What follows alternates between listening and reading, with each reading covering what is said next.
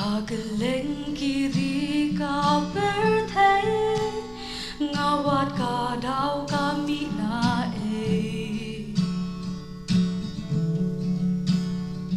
lawan ling shom yu khun ben riu ban chu mudur kan nus ngongi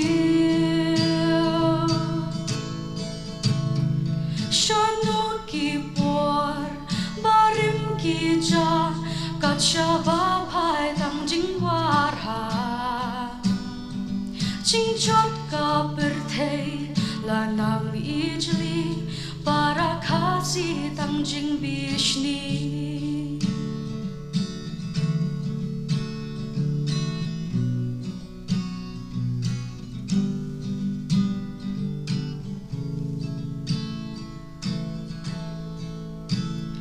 Madan le kai kila theli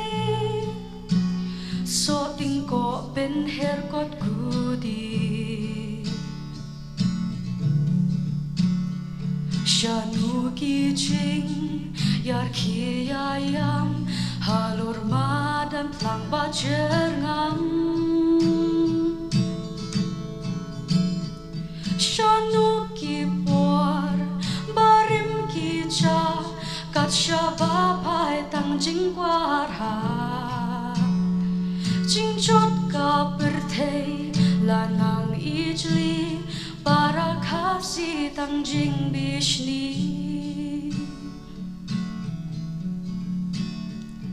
kachuk ka la phera shisha